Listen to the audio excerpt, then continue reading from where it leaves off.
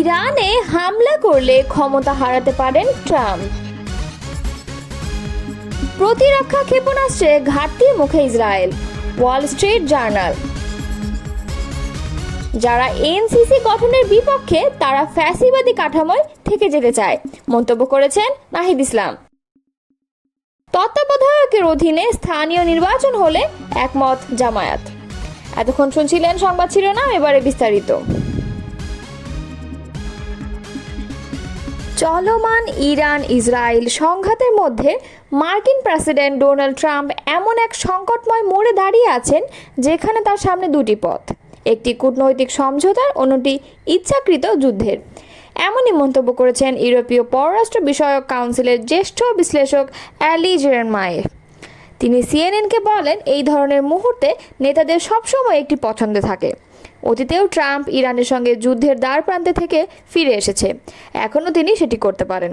তবে তিনি সতর্ক করে বলেন, যদি ট্রাম্প ইরানের পারমাণবিক স্থাপনার উপর হামলা চালান তাহলে ইরান সেটিকে সরাসরি যুদ্ধ ঘোষণার সমতুল্য বলেই দেখবে। প্যান্ডোরার বাক্স মূলত একটি গ্রিক পুরাণভিত্তিক রূপক বা উপমা, যা এমন কোনো কাজ বা সিদ্ধান্তকে বোঝাতে ব্যবহৃত হয় যার ফলাফল অপ্রত্যাশিত, অনিয়ন্ত্রিত ও বিপর্যয়কর। গ্রিক পুরাণ অনুযায়ী দেবতা জিউস প্রথম নারী প্যান্ডোরাকে সৃষ্টি করেন এবং তাকে একটি সিন্দুক দেন। তাকে বলা হয়েছিল এই বাক্স কখনোই খোলা যাবে না, কিন্তু কৌতূহলবশত প্যান্ডোরা সেই বাক্স খুলে ফেলেন। তখন সেই বাক্স থেকে বেরিয়ে আসে রোগ, দুঃখ, দারিদ্র্য, যুদ্ধ, মৃত্যু ইত্যাদি পৃথিবীর সব বিপদ ও দুর্ভোগ। শুধু একটি জিনিসই ওই বাক্সে থেকে যায়, তা হলো আশা। আজকের ভাষায় কেউ যদি বলে this will open Pandora's box, তাহলে এর অর্থ হলো এই সিদ্ধান্ত বা কাজ বিপজ্জনক, কারণ এটি একবার শুরু হলে তা নিয়ন্ত্রণের বাইরে চলে যেতে পারে এবং ভয়ঙ্কর পরিণতি ঘটতে পারে। এটি মূলত পূর্ণাঙ্গ যুদ্ধের দিকে নিয়ে যেতে পারে, মধ্যপ্রাচ্যে আগুন ছড়িয়ে দিতে পারে, যুক্তরাষ্ট্র ও মিত্র দেশগুলোতে সন্ত্রাসী হামলার ঝুঁকি বাড়াতে পারে, বিশ্ব অর্থনীতি, জ্বালানির বাজার, শরণার্থী সংকট আরও খারাপ করে তুলতে পারে।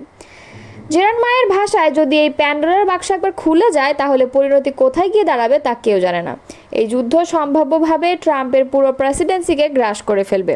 তার মতে ইরানের পক্ষে আত্মসমর্পণ কোনো বিকল্প নয়, কেননা ইরান জানে তারা সামরিকভাবে জয়ী হতে পারবে না, কিন্তু তাদের লক্ষ্য হবে এমন এক সংঘাত তৈরি করা যেখানে কেউই বিজয়ী হবে না, সবাই পরাজিত হবে। গত 6 দিন ধরে চলা ইসরায়েল ইরান যুদ্ধ এখন সরাসরি যুক্তরাষ্ট্রকে জড়িয়ে নেওয়ার আশঙ্কায়। ইসরায়েল ইতোমধ্যে তেহরানে বিমান হামলা চালিয়েছে এবং ইরান পাল্টা সীমিত ক্ষেপণাস্ত্র হামলা চালিয়েছে।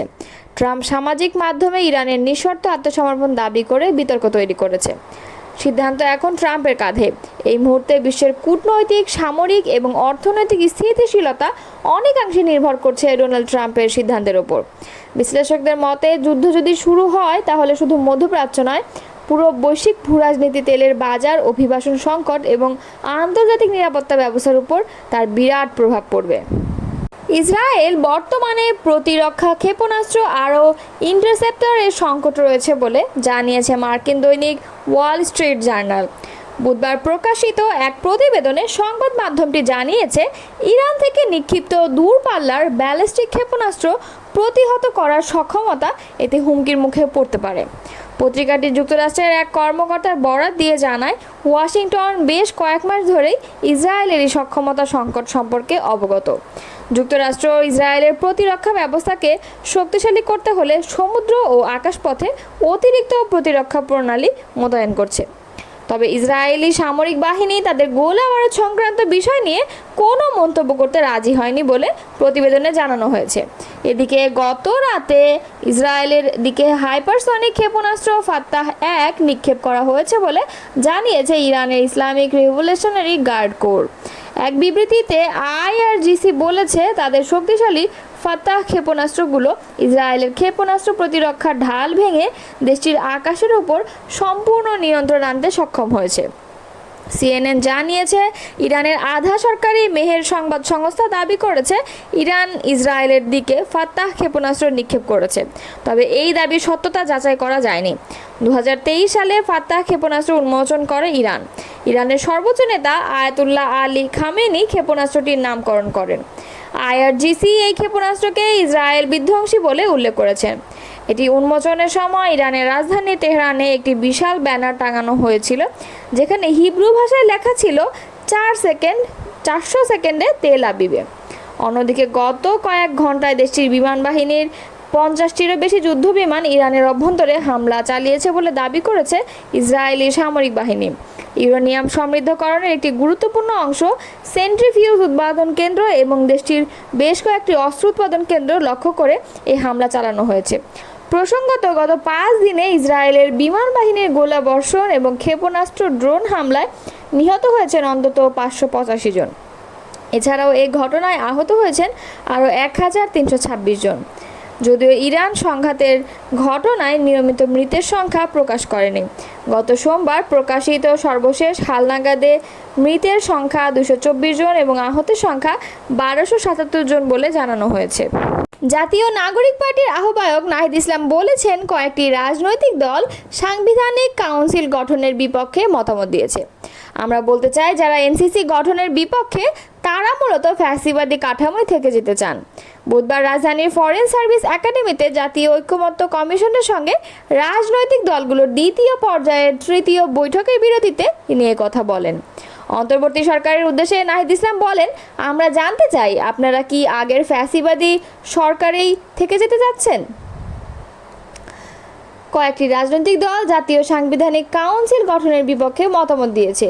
আমরা বলতে চাই, যারা এনসিসি গঠনের বিপক্ষে তারা মূলত চান যেন সরকার ফ্যাসিবাদী অবস্থায় থেকে যায়। নাহিদ ইসলাম বলেন, মানবাধিকার কমিশন থাকার পরও বিগত 16 বছরে তারা কোনো কথা বলেনি। দুদক ও নির্বাচন কমিশন তাদের কার্যক্রমে বিশ্বাসযোগ্যতা হারায়, কারণ তারা একটি দল ও ব্যক্তির আজ্ঞাবহতে পরিণত হয়েছিল। এনসিসি গঠনকে ক্ষমতার ভারসাম্য হিসেবে উল্লেখ করে নাহিদ ইসলাম বলেন, নির্বাহী বিভাগের অসম ক্ষমতা হ্রাস করতেই আমাদের নতুন বাংলাদেশের যাত্রা। তাই আমরা এনসিসি গঠনের পক্ষে মত দিয়েছি। তবে এখানে সশস্ত্র বাহিনীর প্রধান নিয়োগের ক্ষমতা থাকা উচিত নয়। পাশাপাশি এনসিসিতে রাষ্ট্রপতি ও প্রধান বিচারপতিকে রাখা উচিত নয়। এটি নিয়ে আরও আলোচনার প্রয়োজন আছে। রাষ্ট্রপতি নির্বাচনে ইলেকটোরাল পদ্ধতির প্রস্তাবকে নীতিগতভাবে সমর্থন জানিয়েছে বাংলাদেশ জামায়াতে ইসলাম। তবে তারা বলেছে, প্রস্তাব বাস্তবায়নের পূর্ব শর্ত হিসেবে স্থানীয় সরকার নির্বাচন হতে হবে তত্ত্বাবধায়ক সরকারের অধীনেই। বুধবার রাজধানীর বেইলি রোডের ফরেন সার্ভিস একাডেমিতে জাতীয় ঐক্যমত্য কমিশনের সঙ্গে দ্বিতীয় পর্যায়ের সংলাপ শেষে এসব কথা বলেন জামায়াতের নায়েবে আমির আব্দুল্লাহ মোহাম্মদ তাহের। তিনি বলেন, জাতীয় সাংবিধানিক কাউন্সিল গঠনের প্রস্তাব নিয়েও দলের অবস্থান তুলে ধরেন। এনসিসি গঠনের বিষয়টিতে অধিকাংশ রাজনৈতিক দল নীতিগতভাবে একমত, তবে কাঠামো ও কার্যপ্রণালী নিয়ে এখনও আলোচনা প্রয়োজন। ঐক্যমত না হওয়া বিষয়ের ক্ষেত্রে গণভোটের আহ্বান জানিয়ে তাহের বলেন, যেসব বিষয়ে একমত হওয়া কঠিন সেগুলো নোট সহ জনগণের সামনে তুলে দিয়ে গণভোটে চূড়ান্ত রায় নেওয়া উচিত। জনগণই দেশের ভবিষ্যৎ ঠিক করবে। এদিন সংলাপ শেষে অংশ নেয় বিএনপি, জামায়াত ইসলাম, এনসিপি, ইসলামী আন্দোলন, নাগরিক ঐক্য, এবি পার্টি, বিপ্লবী ওয়ার্কার্স পার্টি, গণ অধিকার পরিষদ এবং রাষ্ট্রপতি নির্বাচন প্রক্রিয়া ও আগের অসমাপ্ত বিষয়গুলো নিষ্পত্তি।